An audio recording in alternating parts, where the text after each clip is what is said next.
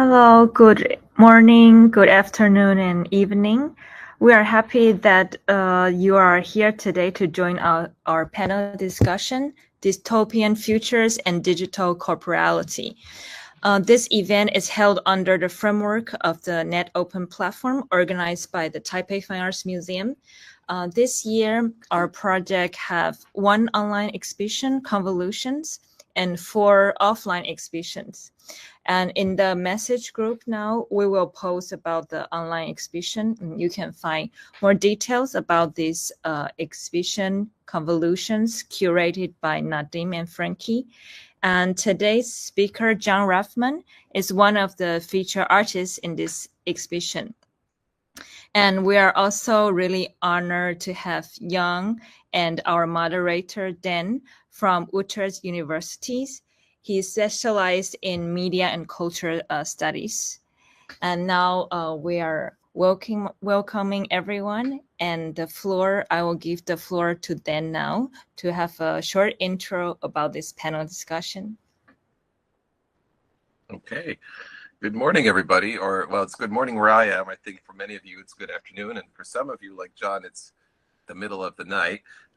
So we'll see what we can do with all of these weirdly science fictional time zones that we're now in.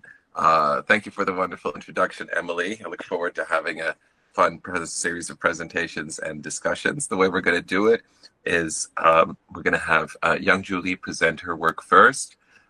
Then Jon Rafman is going to present some of his work and talk you through it. We'll have a little bit of a discussion with the 3 of us, and then meanwhile we'll see if any questions come in from the audience so we can end with some Q&A. My own background is in media studies, and I'm especially specialized, I guess, in science fiction scholarship, and science fiction as a creative and cultural practice, which makes me all the more excited to be a part of this wonderful event today. Jon is a Canadian artist, filmmaker, and essayist. His work is really widely known. It centers on the emotional, social, and existential impact of technology on contemporary life. He's done amazingly cool things with Google Earth, Google Maps, Second Life, and many other virtual environments that are both critical and I think also just really fun to watch and enjoy and kind of cartoony in a way that I really like. Jon, shall I just let you take it away for now, and I'll come back to you in a little bit. Totally.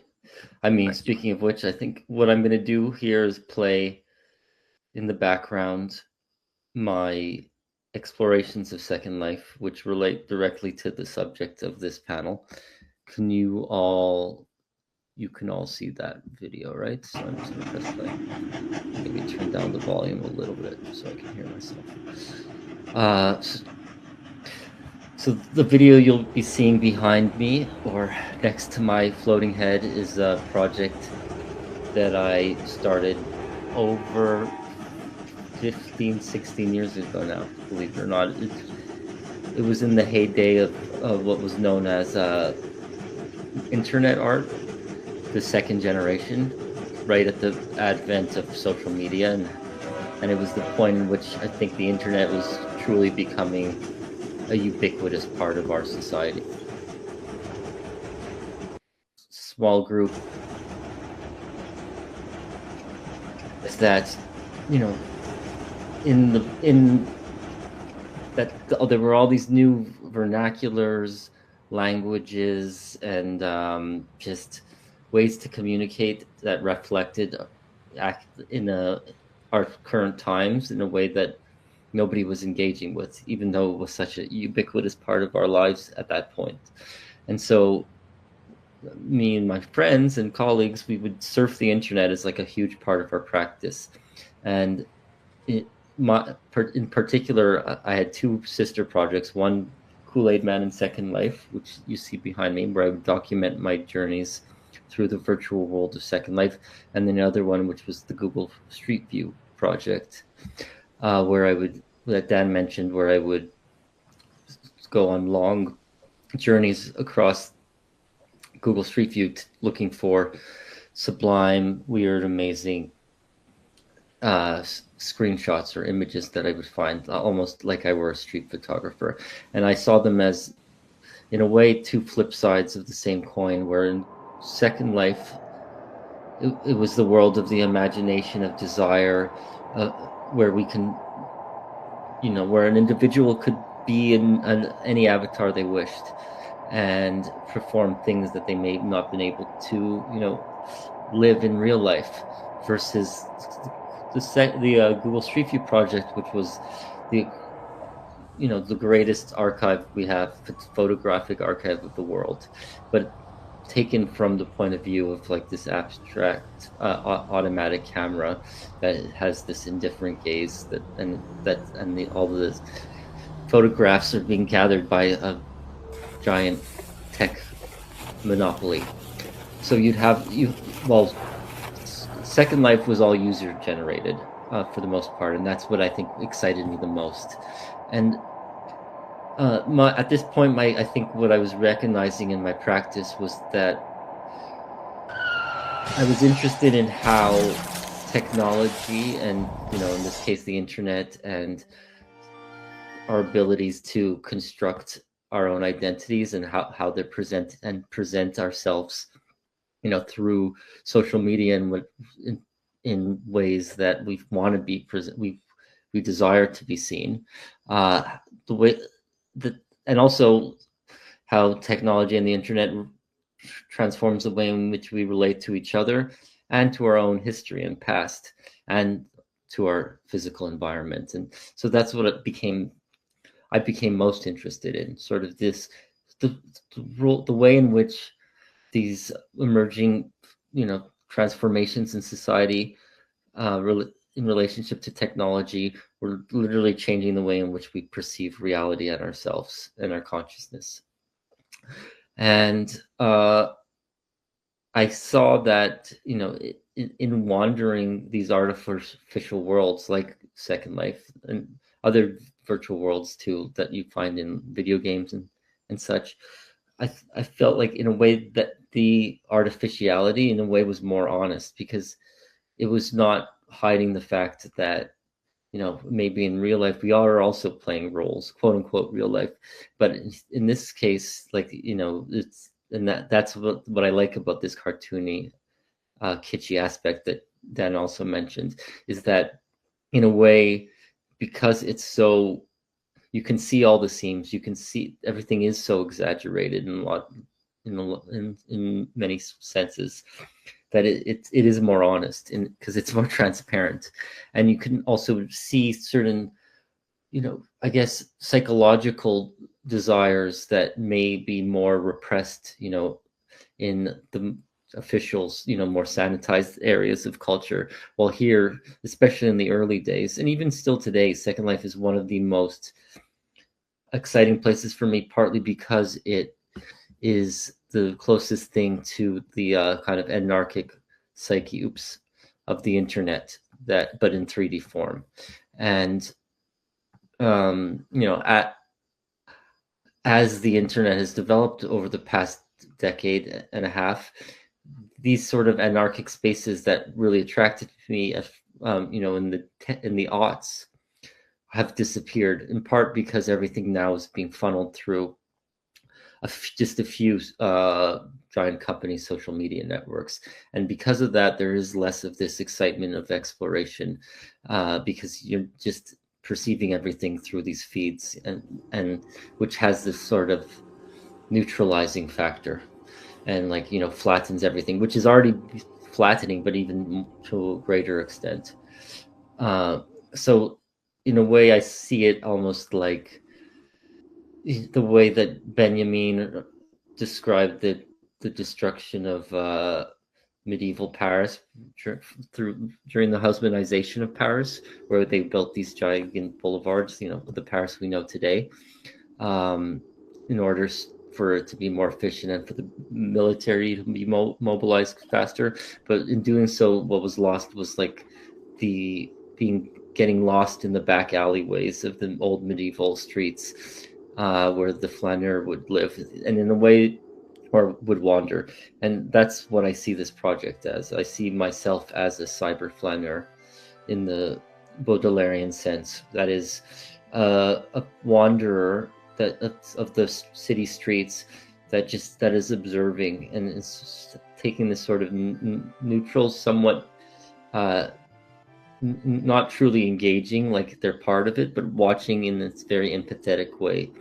And that's how I saw my my Kool-Aid Man avatar, as this sort of cyber flaneur / very amateur anthropologist exploring the vast virtual worlds.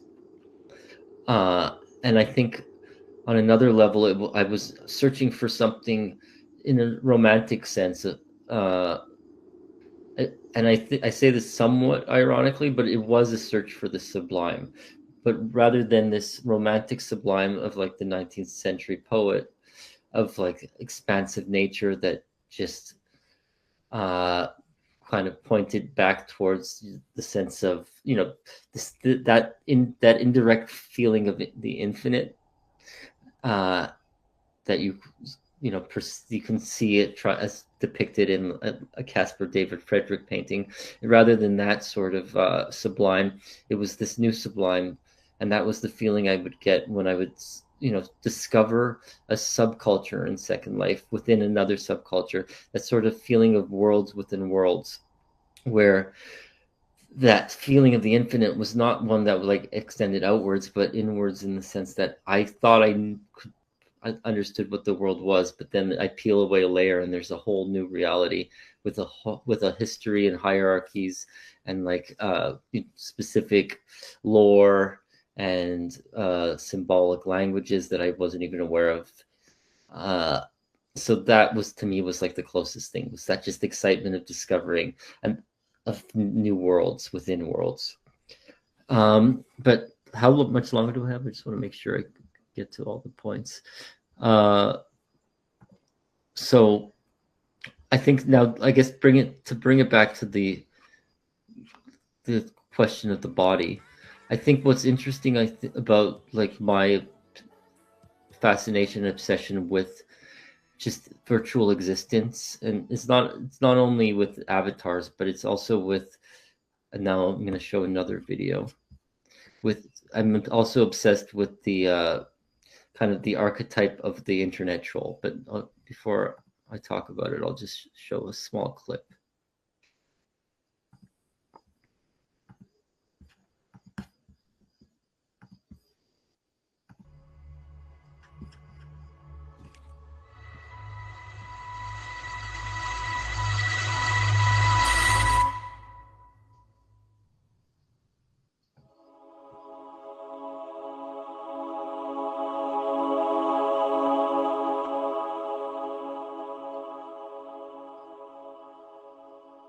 As you look at the screen, it is possible to believe you are gazing into eternity.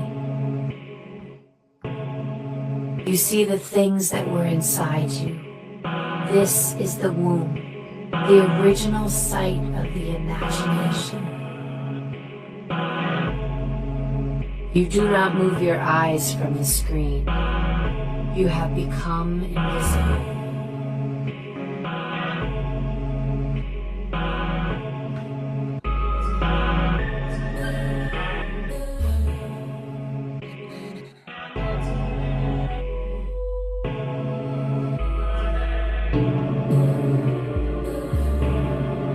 The images captivate you, but still you drift off. You can still see every detail clearly, but can't grasp the meaning. Whenever a shift in your spiritual life occurs, fragments such as these surface. Go back to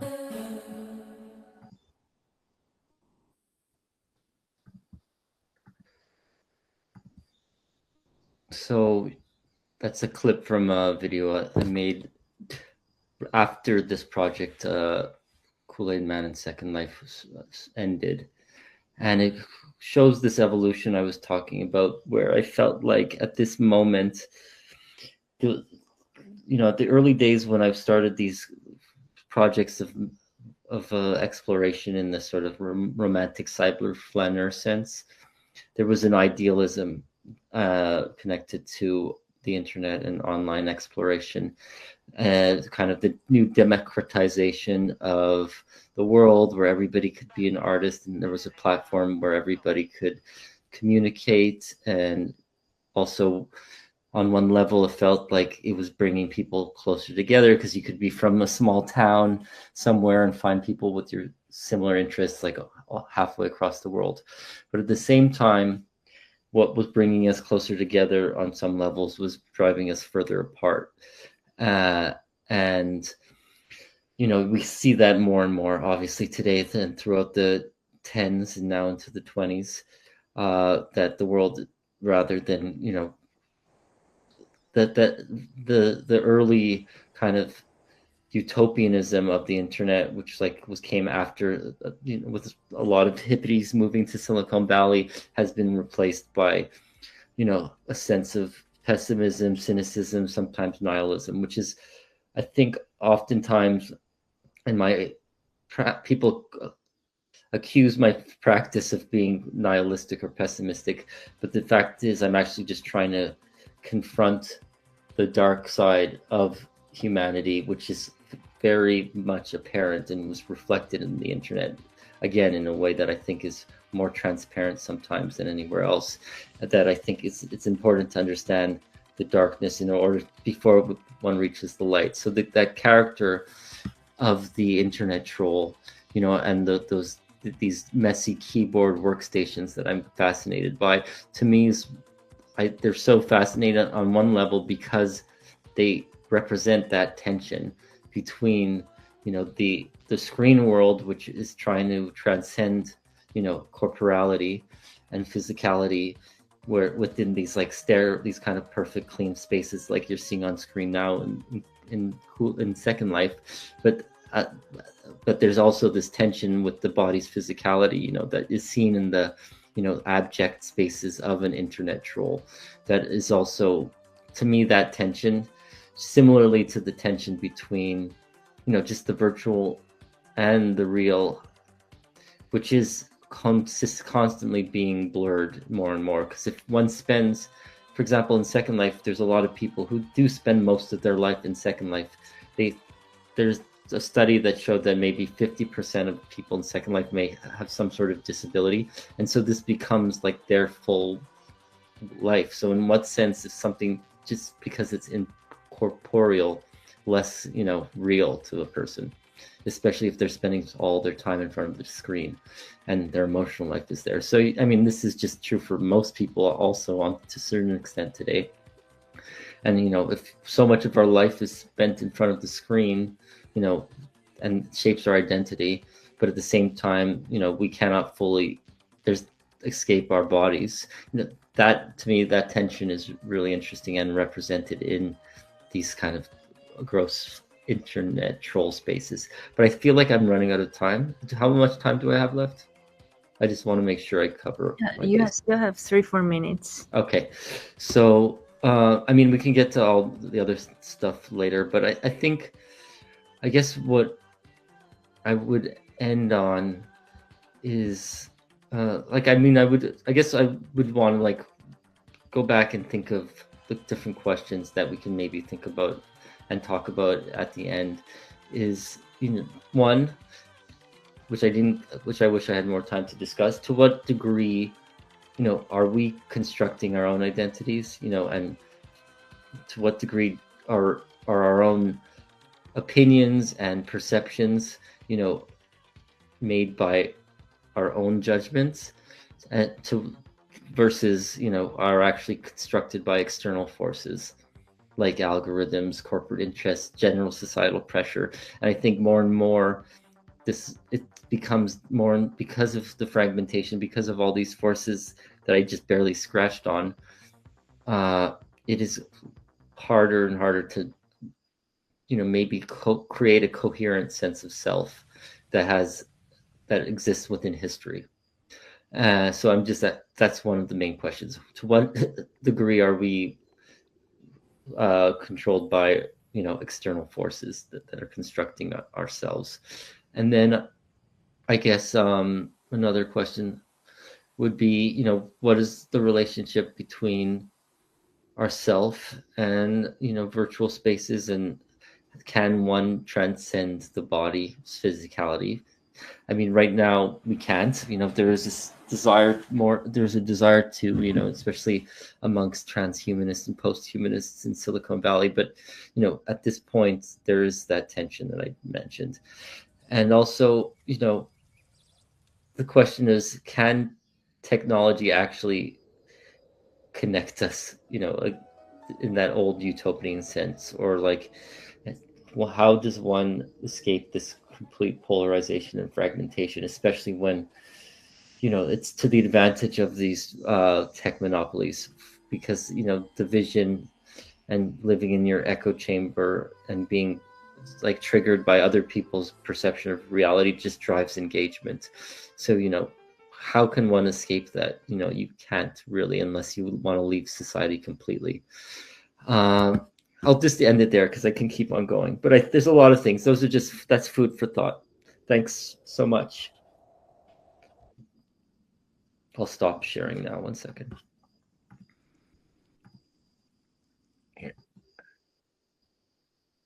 Yeah. Thank you so much, Jon. So many things, so much wonderful work. Sorry and so for the many rambling. great. No. The rambling in the talk is good because then we can return to some of those ideas later on in discussion with the three of us after Young is also presented. Here we're back with you again, Young. Thank you again, Jon. Young, I'll just do a very short version of your introduction again before we actually get your slides started. So Young is a multimedia artist from South Korea, now living and working in Paris, for anybody who joined us late, and in Seoul.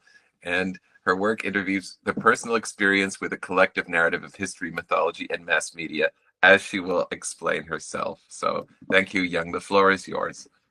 Okay, thank you. Thank you, Dan. And thanks, Jon, for the very interesting talk. And thanks for the Taipei Fine Arts Museum for hosting this event. So I'm going to start the presentation now. Hopefully this time it works.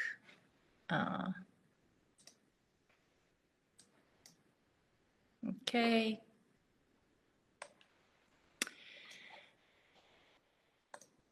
Is it working? Yeah, okay. Yes. Yeah.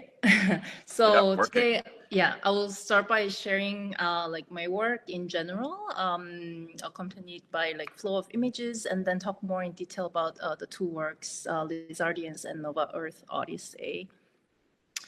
So as Dan just introduced, my work investigates the concept of the self, the other and otherness, which often begin by examining my personal lived experiences as a woman, South Korean, Asian, and an immigrant living across different cultures. The introspections of such cross-connect and intersect with the narratives of history, literature, popular media, and scientific research.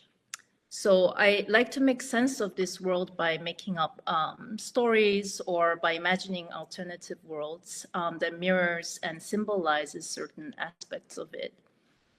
And so I was trained in or studied painting, film, and sculpture.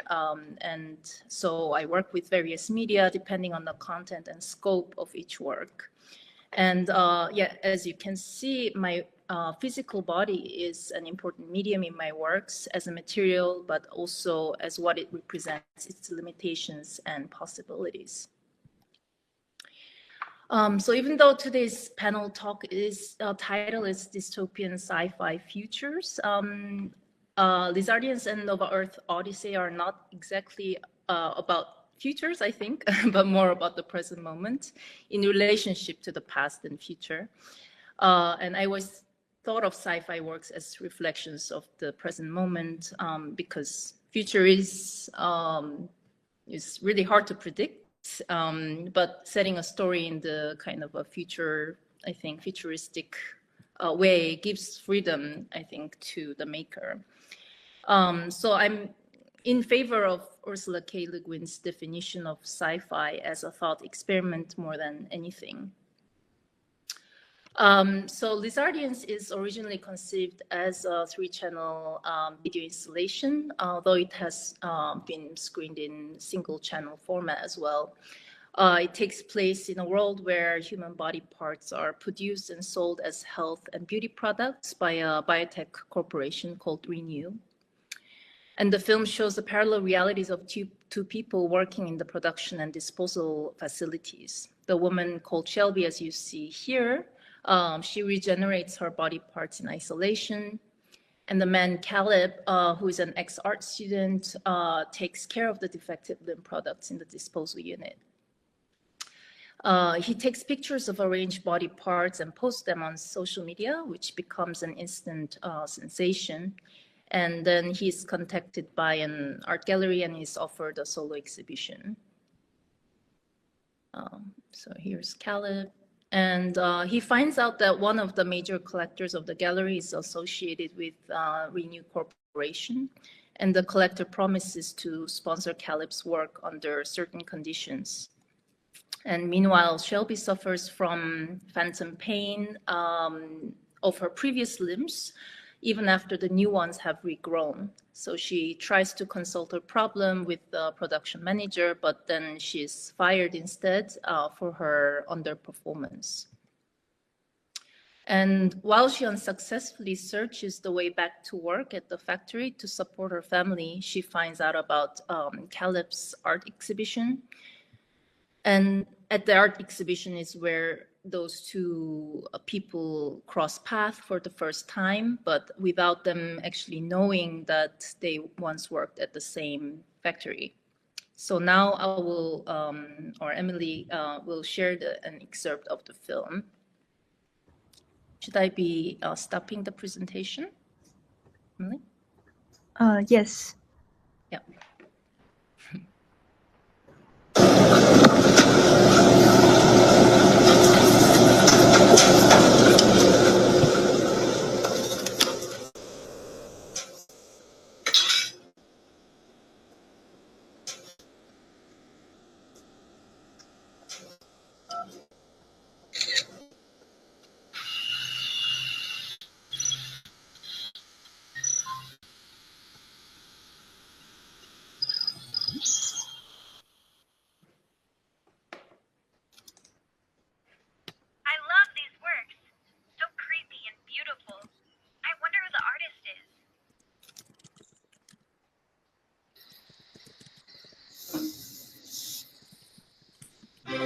Renew, the company that cares about the future of mankind. We give hope to the elderly, the sick, and the disabled people.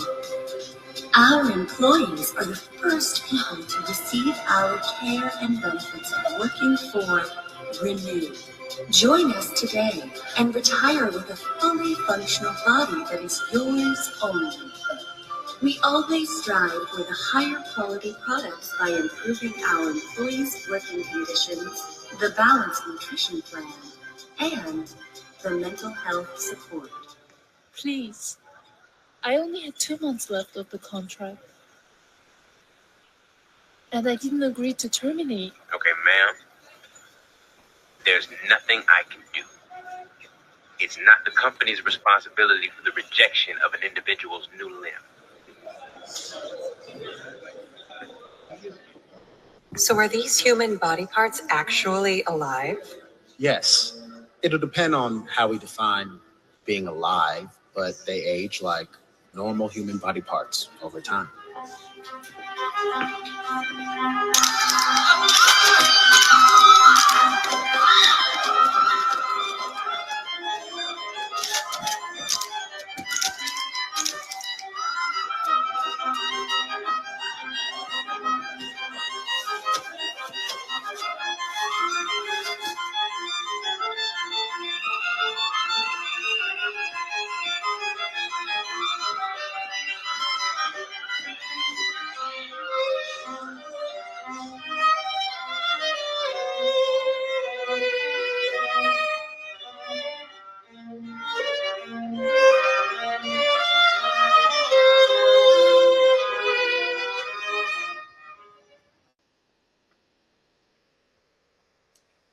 So Lizardians is a story that questions the value of labor, authorship, and creativity in a world that is controlled by a capitalistic system.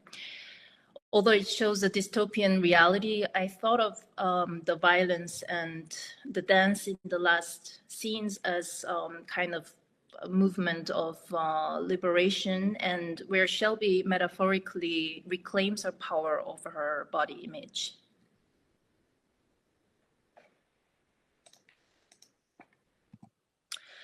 And little more about the kind of the background or inspirations for the story. So the story was based on my research on the global corporations' outsourcing of labor and the harsh labor conditions that in the electronic device manufacturing factories in East and Southeast Asian countries. And so the story kind of further investigates how the bodies of the other is commodified in this kind of systems. And another thing I was inspired by was where the minerals that is essentially in the production of the electronic devices come from.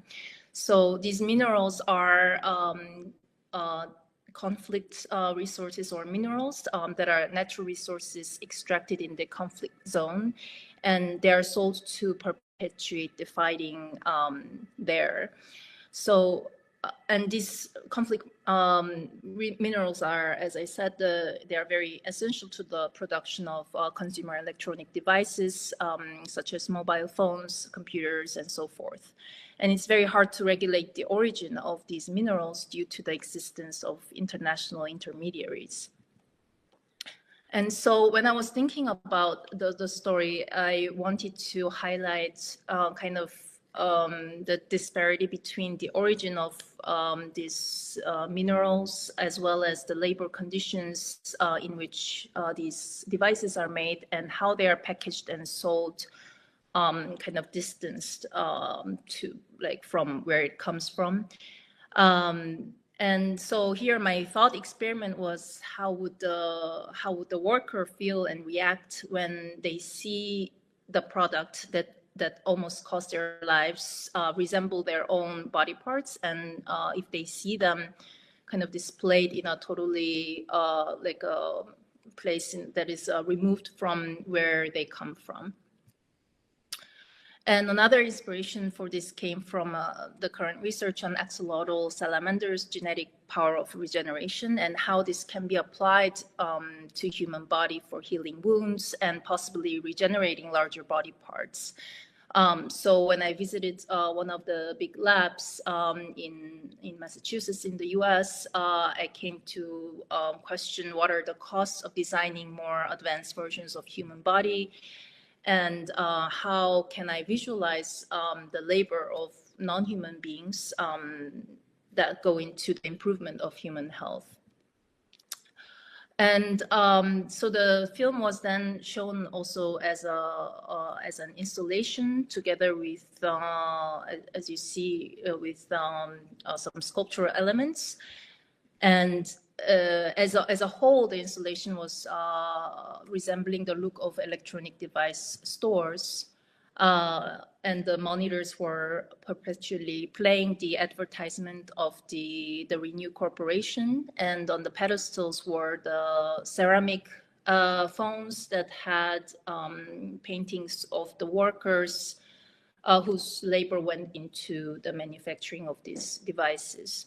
So for me, it was important to bring back the sort of the physical labor that went into these devices, as a work.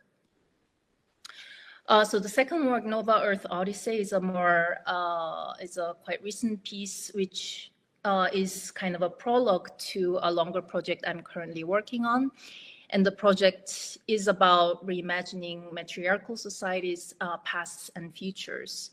And I propose matriarchy not as an opposite term, not where women rule or dominate over men, but as an alternative to the patriarchal capitalist system and its problems. So I wanted to start critically thinking about the powerful religious, male imageries engraved in my own head, and to recreate the narratives of the world's three major religions into a female-centered story. So it's also kind of a meditation on the current state of the world, the increasing power of patriarchal leadership, and the continuing wars and conflicts. So the Nova Earth Odyssey, it takes place in another planet, has a similar kind of injustices prevalent in our current world, but it's scientifically more advanced, and a scientist who is trying to solve the problem creates 8 women identical in their appearances.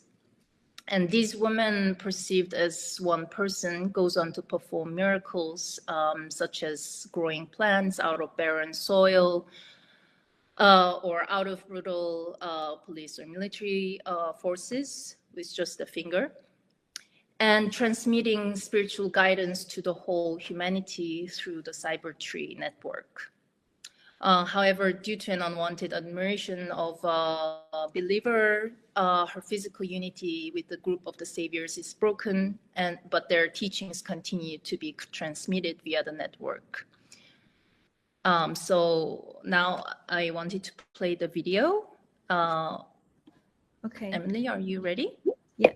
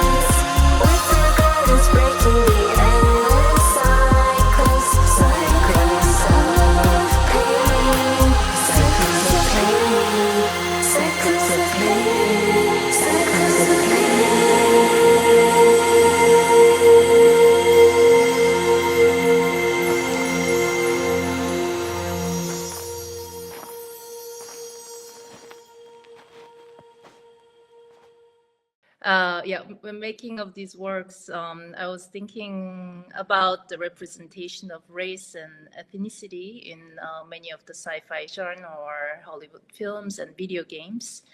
And yeah, I was quite interested in kind of making realistic looking digital humans and what kind of stories I can tell with talk about through these bodies. And even though there has been many like advances in terms of trying to diversify the looks of these realistic looking digital humans as like the meta-human by the Unreal game engine, which I actually used for the production of the Nova Earth Odyssey.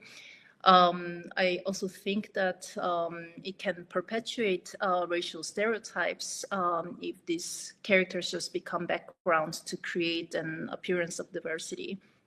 So this is kind of the reason, perhaps, why I wanted to perform in both of the pieces, using my face and my body to give like a more of an individuality and history to those characters that I perform. So for me, actually, the Shelby and Caleb, the two characters in Lizardians, they are both they are very much connected to me in different ways. With Shelby, I wanted to kind of think about the labor, Asian women's labor that is often less valued and invisible in the white patriarchal capitalistic system, and wanted to kind of create a character that is opposite or not the same as decorative or obedient or robotic kind of Asian woman avatars that are often seen. And so she has a digital body, but she's the one that kind of feels pain and one that's very emotional and gets angry as well. And with Caleb, I wanted to materialize my discomfort and concern of making artworks based on experiences of what is defined as the other, and presenting them in the safe boundaries of institutions, or using corporate resources, or and thus using these resources, meaning that I might be propagating certain aesthetic values. So using the aesthetics of realistic 3D digital human bodies and game engine, which I perceive as capitalistic and male dominant in its origin and its use, with these two works, I am trying to make stories that are essentially about empowerment of women, and to as a tool to imagine a different kind of past or futures. So I would say that's it for me, and these are some of the references that relate to the works. And yeah, thank you.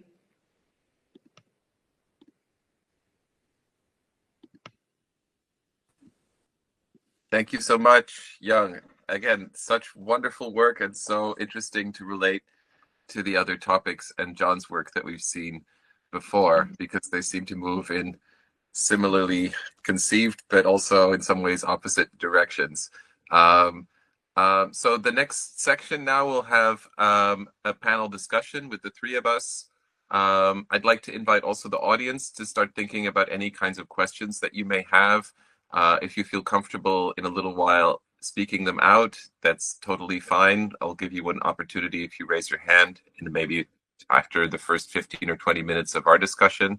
If you feel more comfortable typing something into the chat, then we can pick it up later and then discuss it, bring up the question in the panel if you wish.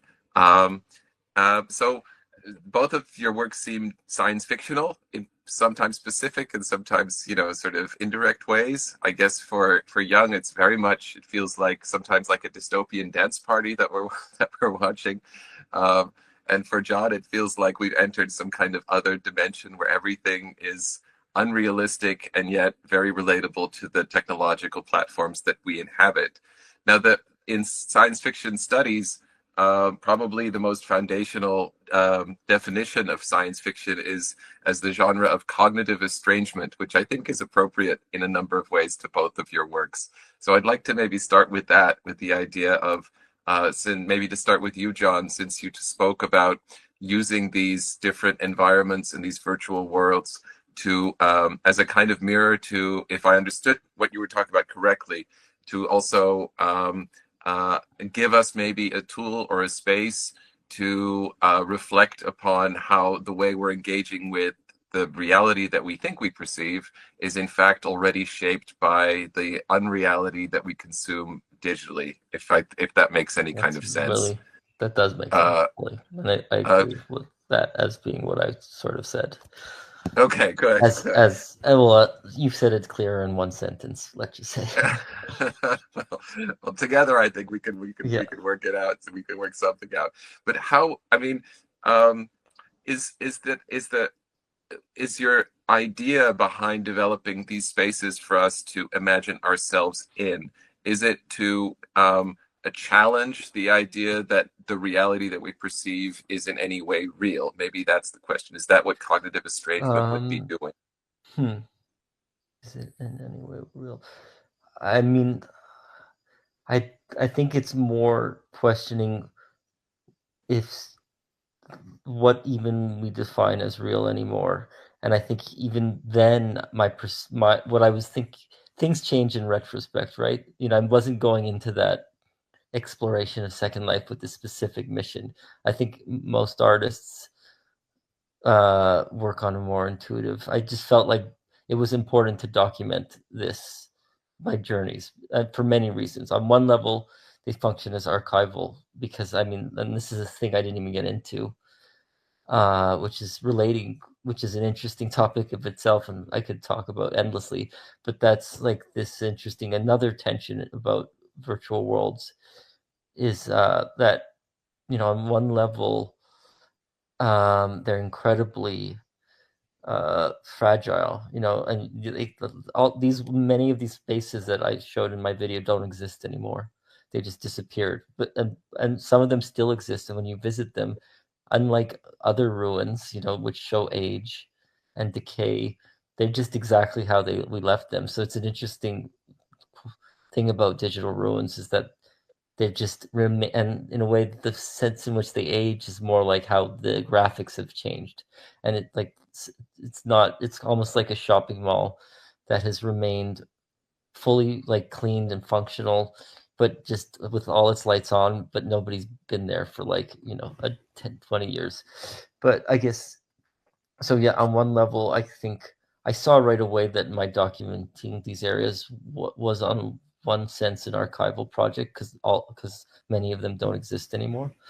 But yeah, in retrospect now, I see that, yes, more and more I feel like consensus reality has completely collapsed. I don't think I was thinking of that at the time.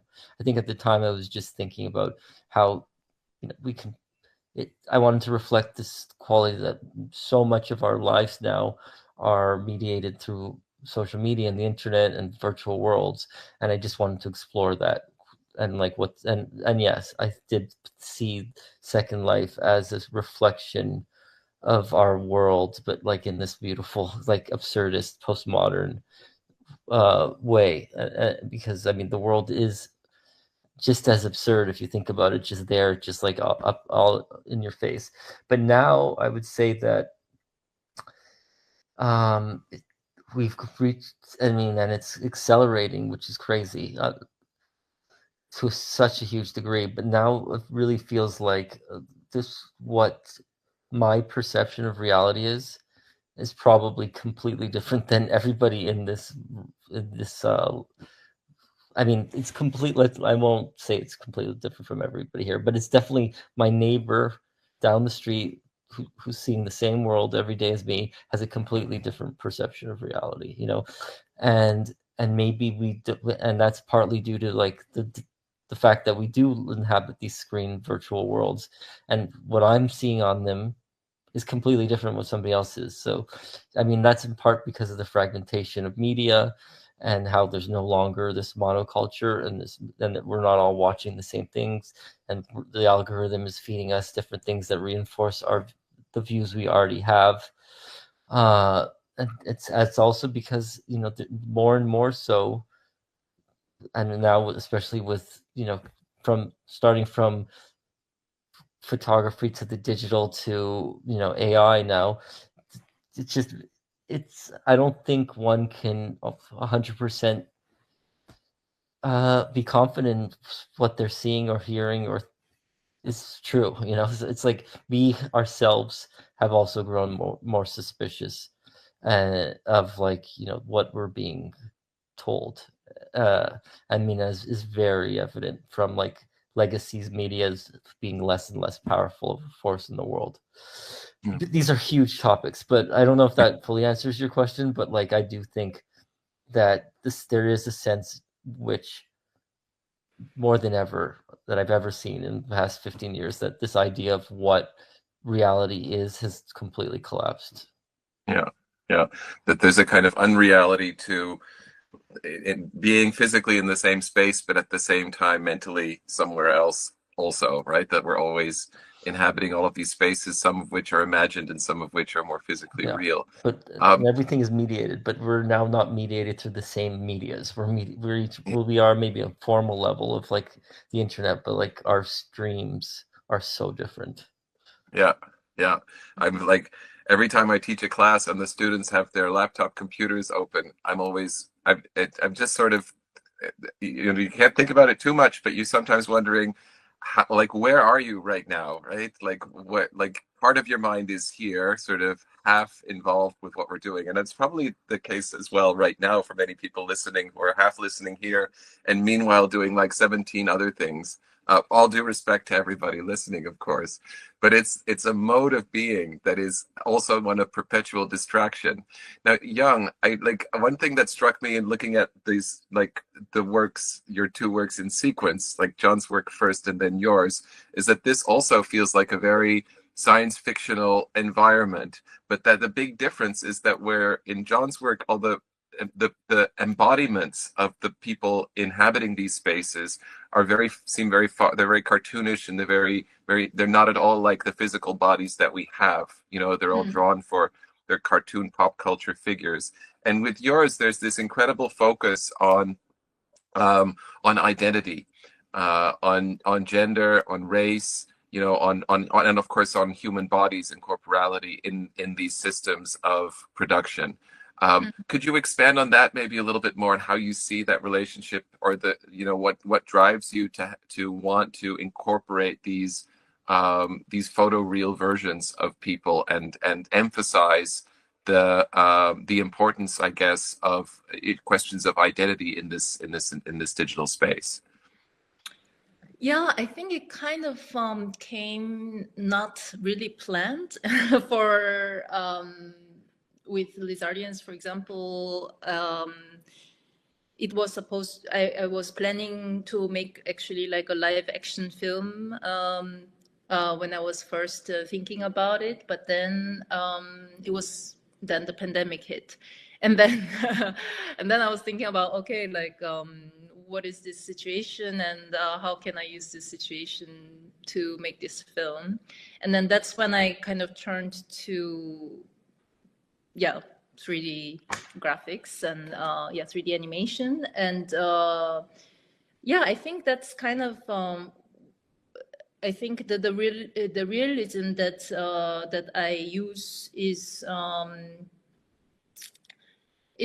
I think a lot of the realistic 3D graphics that I see in games, I was always interested in what kind of physiology they have, and what are the kind of the default versions of those bodies that we usually see of these realistic bodies, realistic copies, and kind of wanted to use that, but not use it in the same way, because that, I think, as I kind of explained, is related to this race and technology, and how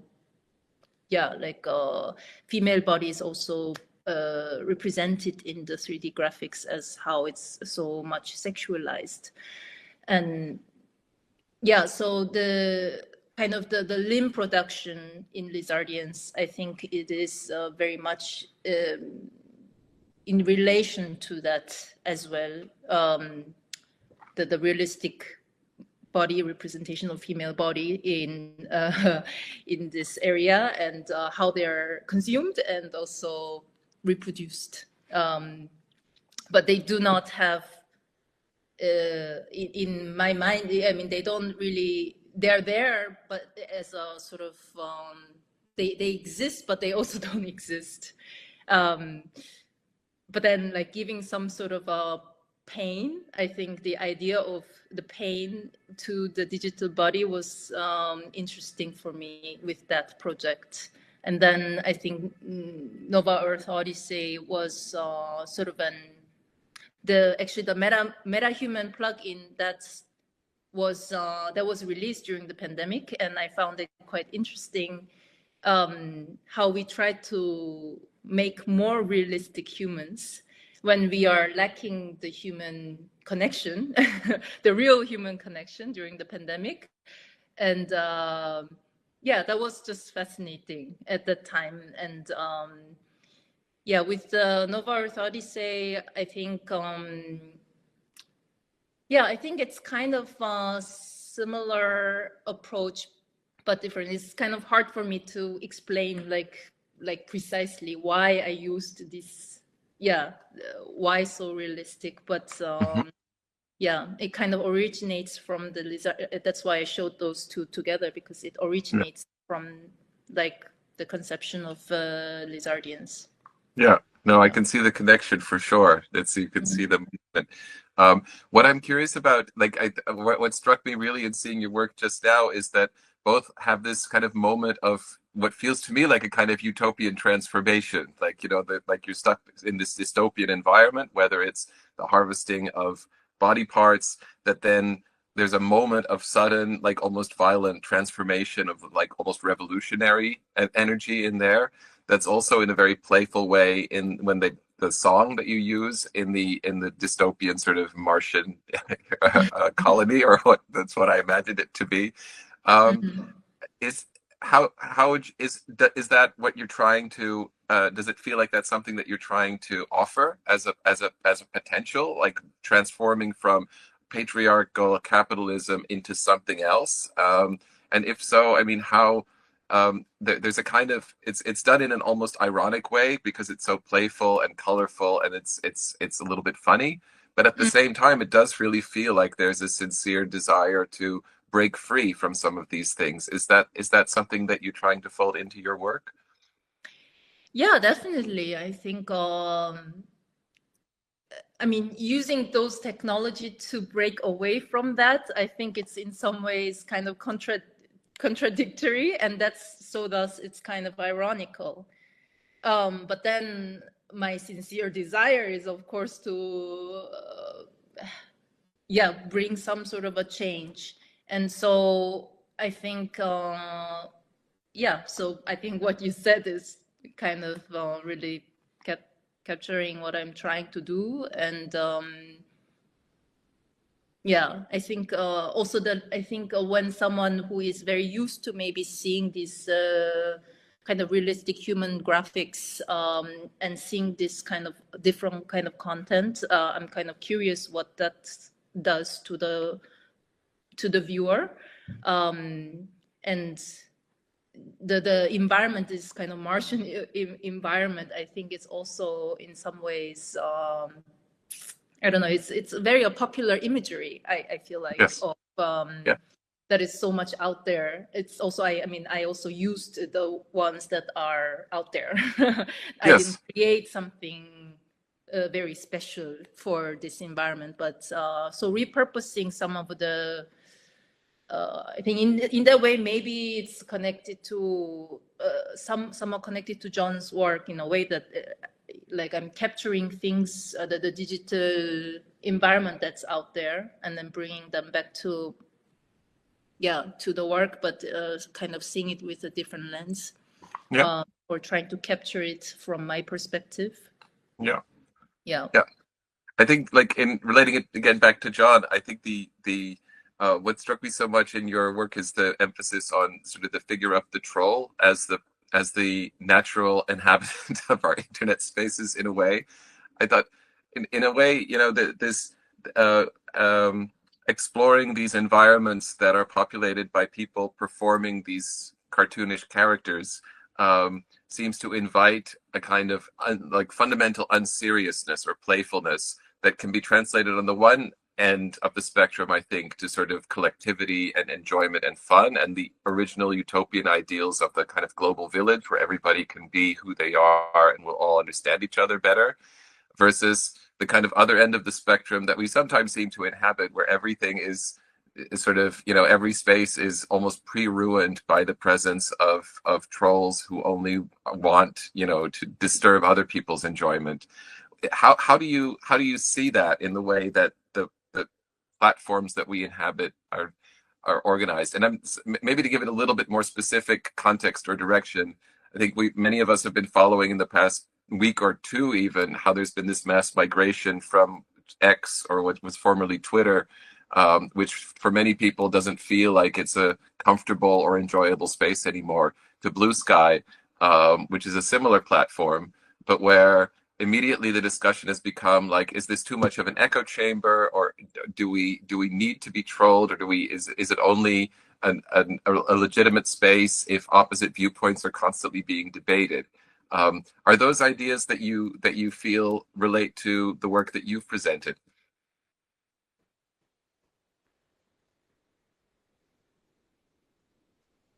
Is this directed at me? Or yeah, Jon, that was for you. Sorry. I mean, yeah. I mean, that's the essential point that I was trying to make at the beginning, which is like the internet both connects us and drives us further apart. And I think, I mean, just growing up on I mean, was born in 1981, so I'm what is known as an exennial, which is I do still have a long period of my life, you know, all my teenage years, pretty much into my 20s, where the internet wasn't ubiquitous and it was just like starting off of a thing. So I have that pre-internet consciousness, but I also watched it transform, and my whole practice obviously revolves around it. And I think what happens with lack of physical intimacy and that sense of is that you can really dehumanize other people. I mean, we see it every single day. Like, I think two people who were, if they were sitting next to each other in a symposium and had completely different views, wouldn't talk to each other the way one talks to you on the internet. So there's, without a doubt, because it's so easy to, because it's so it's so mediated. You know, it really brings out certain vileness of humanity, and that's, like I said, also is exacerbated by the algorithm, which is this. I don't even know if it's always intentionally so. I think a lot of people designing these algorithms don't even understand the algorithm itself. It's not like some mass plot. I mean, it is to make money, but it's not. It's just, there are these inhuman things, you know, just like capitalism, but now that are even faster and like more efficient, and that we don't even fully understand the effects they're having on, you know, our future, on our children. They're definitely, I mean, because they are not human, you know. So, and I think that's seen also just in how me and other people make media, you know, or make content for the internet, or just want to stay above the stream, you know.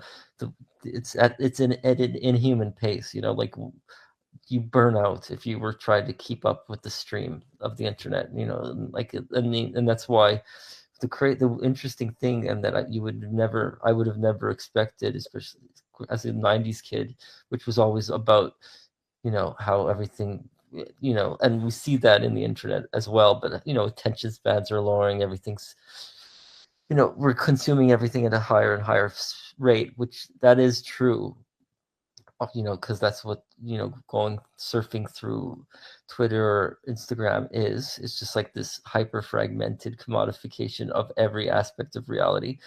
But at the same time, like, you know, the young generation, the biggest media figures and celebrities are streamers. And what's the relationship? It's even more endurance than an Andy Warhol film. You literally spend like 4 hours maybe just watching this guy, play video games or hang out, and so you have these new intense parasocial relationships where you feel like you know somebody and you're their friend, but they have no idea who you are and don't care about you. Yeah. And so, that is like a new phenomenon, and that is very reflective of, the nature of, what it is to, have relationships with, each other, and, what media is becoming. And it's all changing very quickly. Yeah. And it's so odd to see, like, I've a kid who's 10 years old and plays Roblox a lot and talks about all the people that, they talk with in the chat. And they're all just dragons. They're on this dragon platform. So they're all these embodied dragons. And meanwhile, they're all chatting with each other. And it's really freaky to try to figure out, like, who are these people? And are they children? Are they adults pretending to be children? Like, so and there's no way, really, there's no foundational level where you can even ever find out. It's just like, oh, I blocked 4 people today because they were being nasty, but you're like, what the fuck is going on? Anyway, I want to circle back later to what you were talking, so the kinds of behaviors that you're describing, and the question, what is actually creating those kinds of behaviors? Because I would love to just speculate a little bit about that with both of you. But there are also a few questions from listeners in the chat that I want to pick up first, so that we also can involve the audience a little bit more. So Sue Sakaria, has said, ask a big question, but a really great one. In fact, 2 questions. So they write, I'm curious how you see citizenship, activism, and embodiment evolving as public spaces increasingly become shared digital environments. That's question 1, which is already a big question, but I think it would be great to hear both of your thoughts on that. And secondly, how do you think the tension between the permanence of the digital and the impermanence of the human body shape our sense of identity? I'd like to actually ask Young to first maybe address the first part of that question. So how you see citizenship, activism, and embodiment evolving as public spaces become shared digital environments, and how you relate that to some of your work. Wow. Let me digest that a little bit. Yeah, take your time. If you have an immediate response that you want to jump in with, Jon, that's totally fine, of course. I mean, sure. Well, yes, it is a big question, and I think I guess one thing that makes me think about is LARPing, which relates to what I was just presented in my presentation with Second Life, and LARPing stands for live action role play. And there is a sense, I think, with a lot of political gestures, more and more, that a lot of it is LARPing, in the sense that you're performing the feeling of being a revolutionary, and a lot of there's a sense in which so much of activity, and this is not only political, but so much of activity online is pseudo activity. And that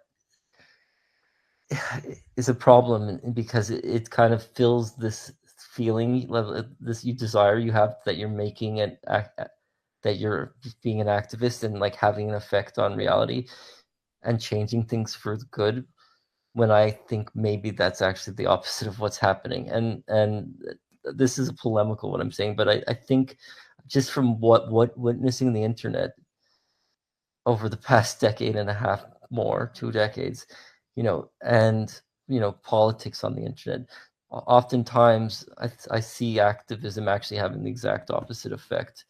Either that, or it's just pseudo-active. It's a pseudo-action in the sense of that, it's actually fulfilling, some sort of satisfaction in yourself, that rather than actually having any effect. And the reason I say it has a negative effect is that, like I was saying earlier about the internet, the effect, the dehumanization, is that when you try to fight something, it actually entrenches what you're fighting even more on the internet. And actually, trying to push something down, actually makes that whatever you're trying to repress or fight against actually even more powerful. But it's a huge discussion, and I think there's something to be said also for completely suppressing like discourse that is really bad, that no longer is being suppressed. So, and I also don't know if I fully answered that question, but I do think that there is a lot of LARPing going on, and that is a problem. Right, like a kind of performative activism or clicktivism that's not actually political in a meaningful way.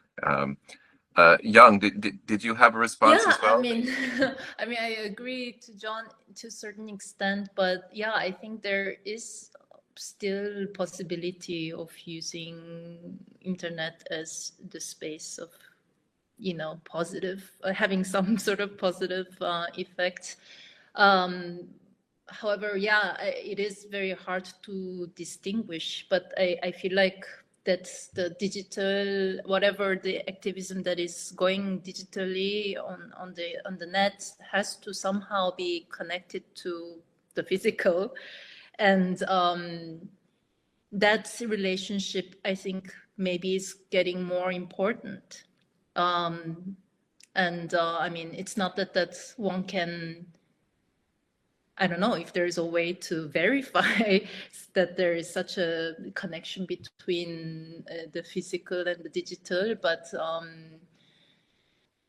yeah, I mean, it is something that can reach a big audience, and also people that you don't know, and but of course, yeah, it has a lot of. I mean, I have a lot of skepticism when it comes to. But just that idea, and this is less about the activism, but more about being able to perceive reality.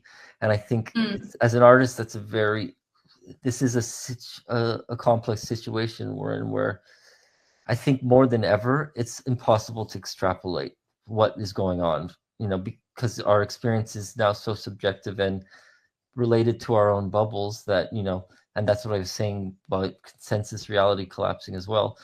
I can't tell you with great certainty because these streamers, for example, they can have 50 million followers and like have huge impact over the youth, but I might not even know who they are. There is such a sense of fragmentation. And like you said, it's unclear what is happening and what is being affected. I mean, that's again to bring back legacy media. It just shows you the degree, in which, like these authorities, the hegemony, the people who think they know what's going on actually have no idea, right? And they're the experts, and they have the least idea of what's going on. Yeah. Yeah, in that sense, I always think about like our very definition of citizenship, in mass mediated societies really derives from a foundation that is a kind of center, that provides a center. And without that center, that is largely, I think, created by legacy media, or that had been in the 20th century, we no longer have working coordinates for, what to resist, how to resist it, and where that actually resides. So the question is always, we don't know at this point.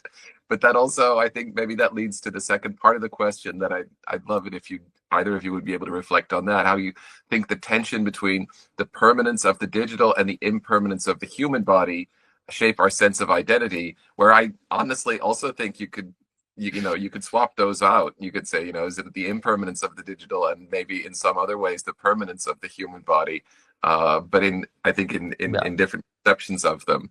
But would either of you like to respond to that prompt? I mean, for me, yeah, digital seems more impermanent than the physical. I guess it's really depending on how you would perceive those two things, right? Like you can see it with this lens or without lens, but I mean, digital structure is very much. I mean, I feel like if there's no the infrastructure that is holding it up, it is very impermanent. Like it can be gone, I think, without any trace, or maybe not without a trace, but yeah, in some ways it can be gone very, very fast. While the body, I think it is something. Yeah, I wonder what also what the questioner meant by the impermanence.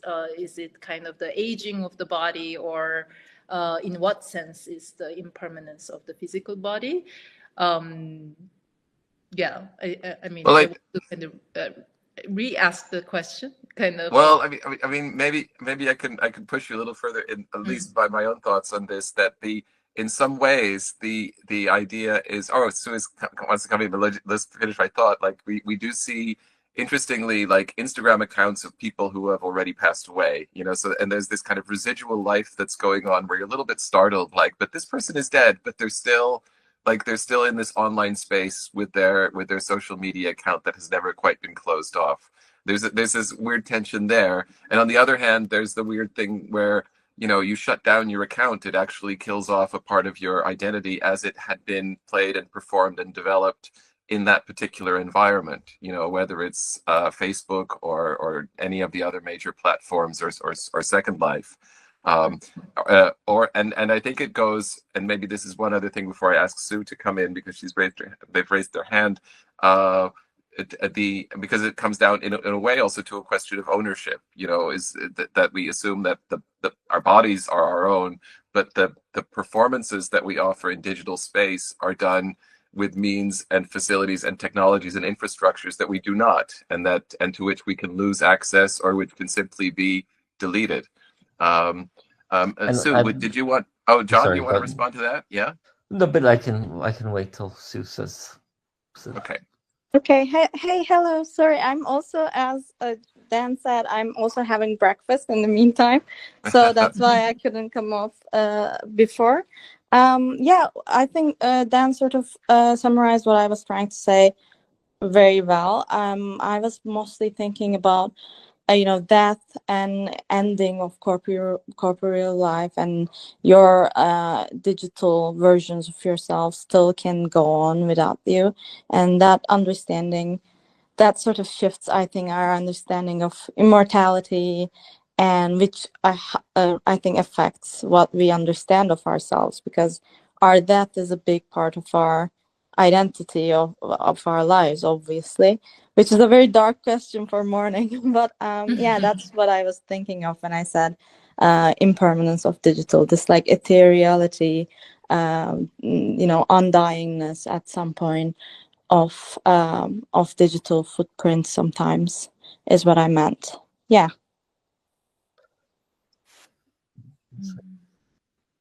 John, did you want to jump in, or? I think, yeah, I literally have a longer version of my talk. Is, like I said, when we were talking about digital ruins, is all about this, because I'm fascinated by this subject as well, because it's both right. On one level, it is incredibly impermanent, because you can just, like, for example, one of the most crazy examples of this is MySpace. Do we all remember MySpace? Like, it was the first really big social media network. And then after it went bankrupt, somebody else bought it. And while they were transferring the files from one server to another, everything got deleted. So that's like, sometimes like 5 years of people's lives, all their creation was just deleted accidentally in 1 minute. And the same thing with Second Life, the world can just, the whole community could just, like, the person goes offline, doesn't want to pay for the place anymore, it disappears. And then even on a bigger scale, like a World of Warcraft level world with like 20 million people, the company just doesn't want to pay for, the game's over, it's obsolete, even though it's still inhabited, let's say, by tens of millions of people. They're moving on. They don't need to keep the server going anymore. And so that's like an apocalypse, right? An entire space is just instantly deleted. But on the other hand, you have, the reality of, like, especially horrible for kids, right? Who are like 12 years old, posting things on Twitter or 15 years old, doing stupid shit. And then and let's say that's a big corporation like Google or X or whatever, they're not going under. That information is there, and you might not identify with that version of yourself anymore, but you can't you don't own that information. It's owned by, you don't control that information. I mean, Europe is making headway with that rule that you can right? There's not in America though, you're kind of trapped, and that's where cancel culture really thrives off of. So that's a scary thing. But yeah, there's just so much to talk about. But I am fascinated by that question. I think it's a really good one. And also, do you identify with the kind of the digital fragments? How much does one? Is it a voluntary that one wants to identify with the digital fragments of oneself? I think it would be so depending on everyone, each individual, right? And their backgrounds and their experiences. And I think it's kind of a very changing thing, this thing about digital permanence or impermanence. Yeah, it's odd to feel I think especially obviously like you, John, my early life was outside of the digital, so it at one point it sort of came and then it exploded and took over everything. But I'm seeing my students and my kids growing up in an environment where those infrastructures are just taken for granted, but you treat them in the way that you also treat your actual stuff, as if you have ownership over them. And it's only slowly that you start realizing this uncanny sensation that's not, they may or may not be permanent. You have no way of predicting, right? So you don't know whether they may or may not be yours, because nobody reads the actual license when they start using a service or an app or something like that, so that the data that you produce is often legally not even yours anymore, even though they're your photographs or they're your writings or they're your avatars or anything like that. So it's a confounding experience. But there was another question from Rock Crunch in the chat, who writes that Young, you referenced Le Guin and wonders how you see your games contributing to a broader conversation about reimagining society and post-capitalism. Is it something that you deliberately consider during the creation process, or does this implied aspect of the work emerge in other ways? So it's a very direct question to you, Young, about how you see that. But I'd also, after Young responds, maybe ask John how you see, whether you see that there is an opportunity for a kind of post-capitalist internet or post-capitalist environment. Is there even an outside to capitalism? Are we imagining it online, or is it merely reproducing the same thing over and over again? Young, would you like to respond first to Rock's question here? Yeah, I think I do think about this. However, I think it's hard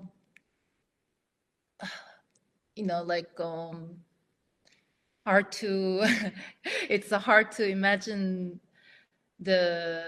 anything outside of capitalistic system, as how Frederick Jameson said. So it is kind of, as I said, I think it is very contradictory to use these tools to imagine the post-capitalist society or the structures. And I am thinking about different ways that I don't have to rely on these tools to imagine. And so it's kind of maybe going off the net, actually something that happens outside of the internet that I'm thinking about. But then, because as I mentioned, I'm the bigger project that I'm currently working on is about reimagining matriarchal society. And so I'm kind of going back very much to the past kind of archaeological objects and the possible societies that might have used these objects. So this is kind of maybe not within the framework of this discussion. But So it's not really, I'm thinking about the future not as something that is technologically more advanced in the way that we think of as the future. I think of the future as something that maybe connects to the past and something that's maybe is not so technological. So weirdly, the Earth Odyssey is showing kind of the world that is like technologically more advanced in the sci-fi world. Like the end of that world is kind of coming back to the Earth and the soil. And so I'm kind of alluding to kind of going back to that. Yeah. So in the piece itself, and also the direction of the world that I'm imagining, that's kind of the direction that I'm thinking about.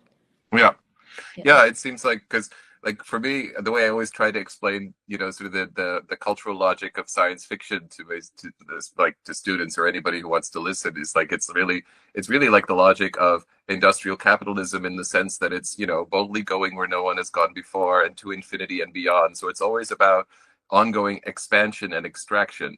And so I think like what I'm noticing in the kind of rupture in your work is that there's not only return to the body, but maybe a kind of, you know, desire to demodernize, or to say like we need to reverse the sort of forward momentum of endless modernization and technologization, right? And to return to a different way, you know, a different way of thinking that weirdly feels like you're moving into the past rather than the future, right? Is that a way to summarize it a little bit? Yeah. So the future might not be what we think the future should look like, which I think many of the sci-fis try to picture, which is also kind of, I think, often dystopian.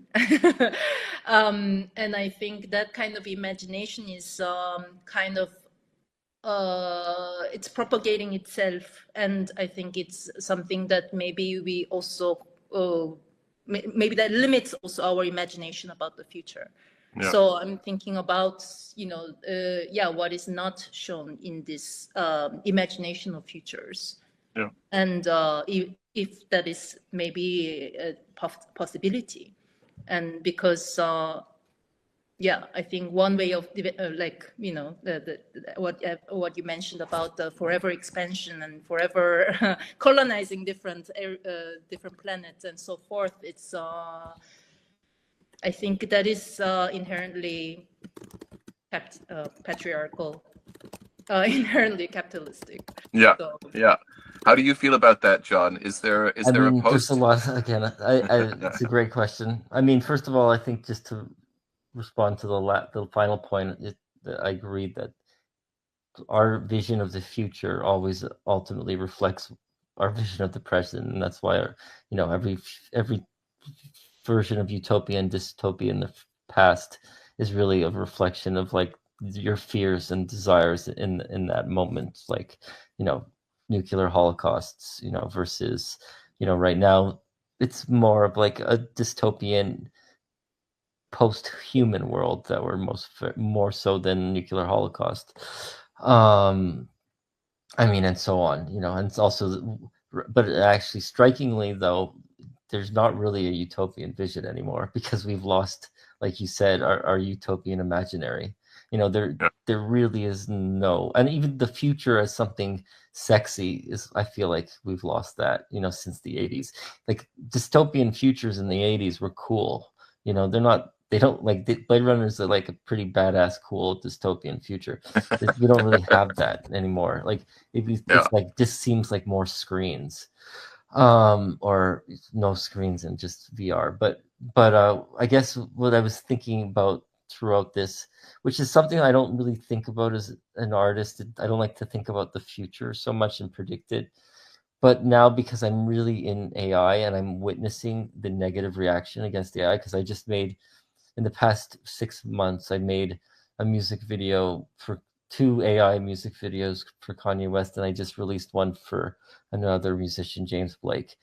And before that, I did AI covers for other rappers.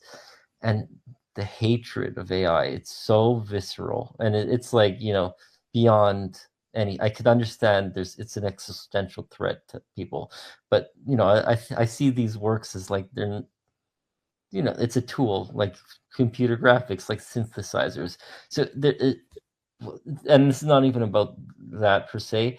It's about also realizing in politics, like the concept of right and left are changing, and that, you know, the idea that, you know, the Republican Party now is like a populist party, not like the neoconservative party was however many years ago, and like actually all the leaders were Democrats before that, and that, you know, it's the idea of just and the same thing, you know, maybe right and left are collapsing. It's the same thing with like what does even it mean to be post-capitalism anymore. And the reason I'm saying this is like because I see how powerful AI is, and it does seem very likely that in the near future, you know, labor is going to be completely decoupled from capital, because it is just the fact that AI is much better at doing like mindless labor than anybody else. It's just, I see it, you know. What's that going to mean? And, you know, on one level, it sounds exciting to somebody who's like maybe we're trapped in this Stockholm syndrome. Like we need jobs, we need like to labor over things, and that's value. But at the same time, if you think about it, but if you can just do something without all this, like, you know, labor and sort of repetitive tasks, and it could just be done by technology, you know, why is that a bad thing? But then at the same time, you know, how are we going to get goods and services? Like what's going to happen to money? I don't have the answers to these things, but these are things that are going to be, we're going to have to deal with very soon as society. And like, what's capitalism going to be when labor is completely not connected to capital, you know, which we're already there in lots of respects, and it's all coming from Taiwan. Well, I think like in that discussion of AI, which also connects to Emily's question, which we'll return to in a moment, but like the relationship between AI and the body, and therefore, of course, labor, is that I think there's this really interesting, I don't know if it's a paradox, I think it's more of a dialectic between, on the one hand, you know, a lot of the labor, the immaterial labor that people perform is you know, what David Graeber, of course, described as bullshit jobs, you know, that you spend a lot of time writing reports that take a lot of work and a lot of effort to put together that nobody will really ever read or use in any meaningful way. So there's a lot of time and labor spent that feels like it's futile labor that can clearly be done much more quickly and easily by, you know, language learning models and AI, Gen AI text predictors, right? At the same time, the ubiquity of those systems means that for like the discussions about creation and art and writership, right, mean that it becomes vanishingly difficult to then distinguish between what is actually human created and not.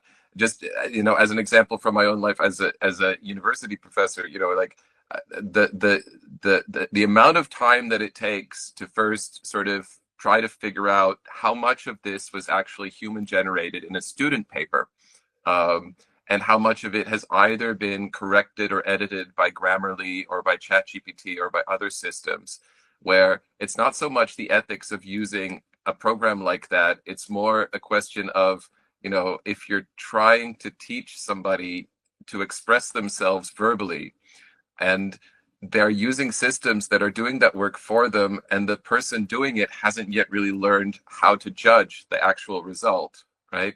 You enter this sort of weird limbo space where you're making things that sound like they make sense, but they don't actually, you know, you know what I mean?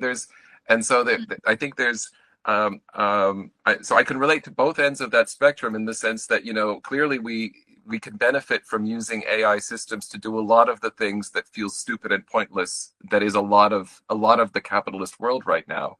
But at the same time, the things that are really meaningful are also being invaded by these systems, where I can really understand the hostile response to them, you know, that because companies, I think it's a very different thing for like you using AI as an artist and being paid for your work to do an album cover versus, you know, a publisher saying we no longer want to pay artists anymore. We'll just use an AI generator to create the covers instead. You know what I mean? How do you Totally. see that contradiction? I mean, I'll be ruthless, you know, and I'll say that, you know, if your job is going to be taken from by, I'm not necessarily this ruthless, but let me be that character right now. If you're scared of AI, then maybe like that you're actually just a hack at whatever you're doing, because that means, I mean, not to say that we're not going to be invaded by so much slop, but like I think actually artists are the most protected, because lawyers, doctors, you know, they're actually accountants. They're the ones who are not protected, because those jobs can be done. Artists, a true artist, that is not going away actually anytime soon. And I think for students, actually that's huge. That needs to, the education needs to be completely transformed. And rather than fighting AI, I think what they're going to need to start doing, if they're smart, is actually teaching kids how to use AI in like a critical way, because otherwise they're just going to go into it and not. Because I don't Google anymore if I want to. I don't search Wikipedia. I talk to Claude or ChatGPT, you know. And I think if you have a critical mind, you can learn things very quickly. I mean, of course, you have to understand the bias, the this, that, but that's already true, you know, when you're surfing the internet as well. Yeah. There's a lot of dangers there. I don't think it's utopian at all. I hate the censorship as well, and like the fact that there's clearly agendas at work with the information you're getting. But that's we can't fight it. I don't think it's like the Industrial Revolution. You can't fight the Industrial Revolution. Yeah.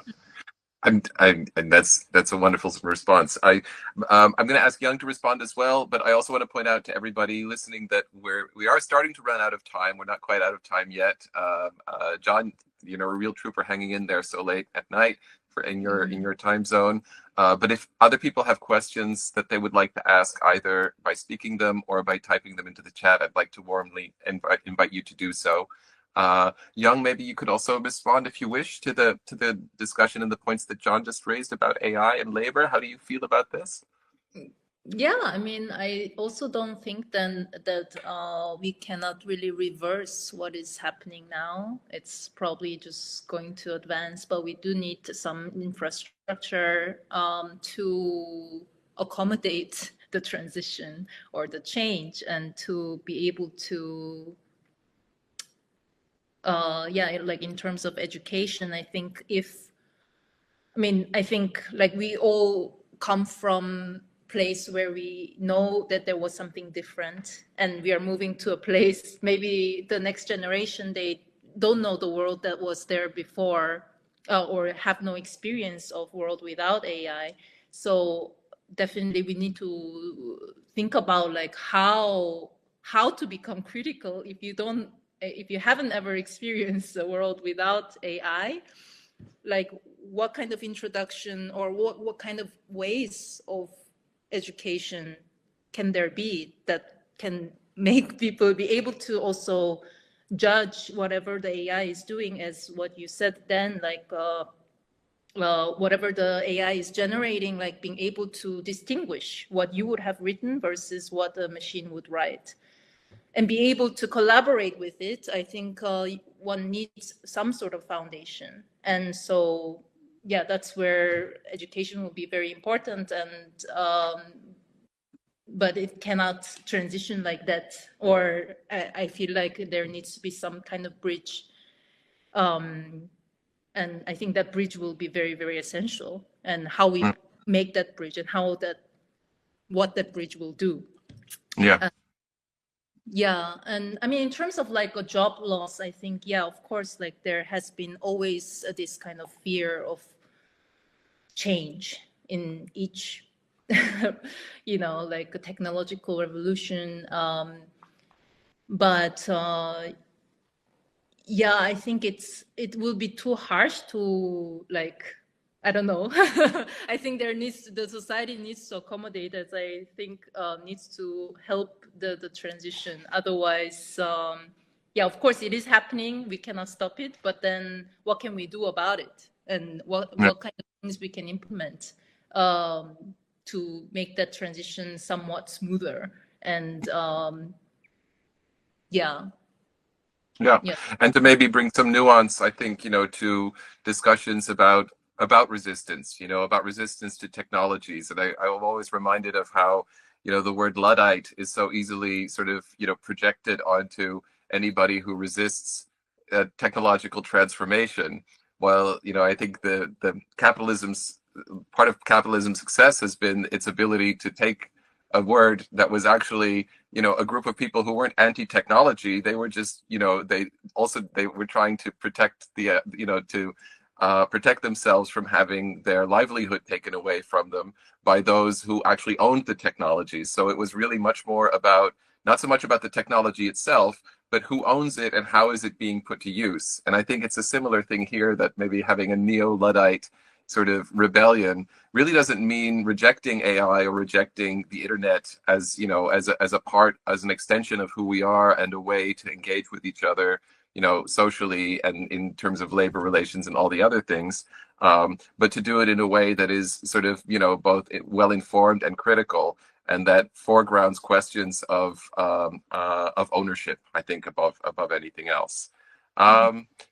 Nobody has come up yet with any final questions, but we're so I'm going to ask once more if there's anybody who wants to pop anything into the Q&A, and if not, I think we can start. We've covered so many different topics in so many areas. Obviously, these are things we could talk about literally for forever.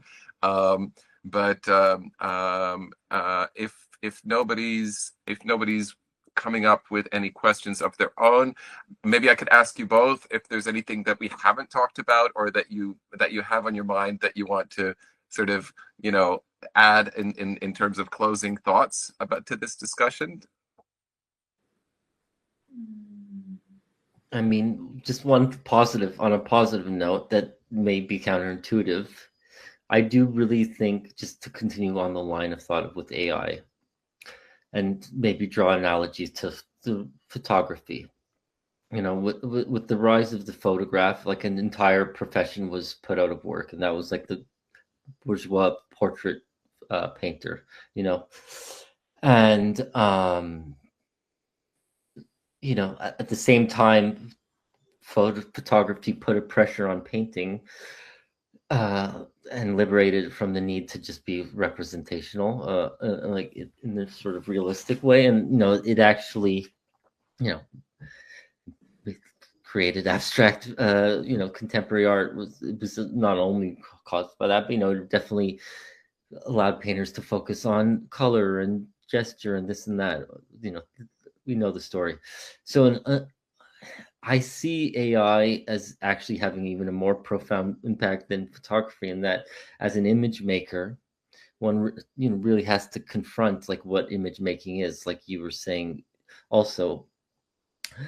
And I think that pressure is what, since the 20th century and Duchamp and everything, like the pressure that is put on art like constantly over and over again to redefine itself and question itself is what makes modern art, and I think once again we have this thing, and I don't even know, like as like artists versed in the whole discourse, it's not that, like we've already had the ready-made, so it's not like for us that much of a, to me it's not like a complete transformation on a conceptual level, because I already think anything can be art, but it does put a huge amount of pressure on the act of being an image, and even writers too. It's not only image makers, writers, everybody, academics. There's an existential threat, and one now has to look inwards at art and whatever, and just try to understand what it is again, and that's a good thing, because it's forces us to be self-critical, and in being self-critical you actually strengthen, I think, whatever you're doing. Yeah. Thanks, John. How about you, Young? Yeah, I mean, I agree with that point, but also I think we need to be aware of how this AI is being trained and who trains them and what kind of resources it is using and the things that are left out. And what sort of, if it was used for images, like what kind of images do we create using those resources that are just one-sided, or not exactly one-sided, but it's excluding a lot of the things that that exist. I think it's very much based on what is up in online, and so I think there is a danger of kind of just recreating what is being fed by what is in this system, and so kind of again closing the doors for something different in some sense. So I think one needs to, I totally agree that it will be a great, it is a tool, it depends on the user, but also it's not a tool that is it's not a tool that is innocent. It's not neutral. It's neutral and not neutral at the same time. Technology is neutral, but these technologies are owned by corporate interests that are not neutral by any means. No. So I just want to add that point.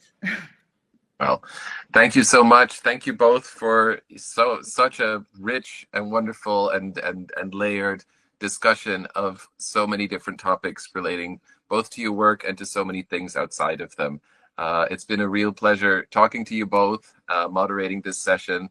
I hope it was enjoyable for the audience as well as you tuned in from around the world this morning, this evening, this afternoon, or this night, and whatever virtual space you're in.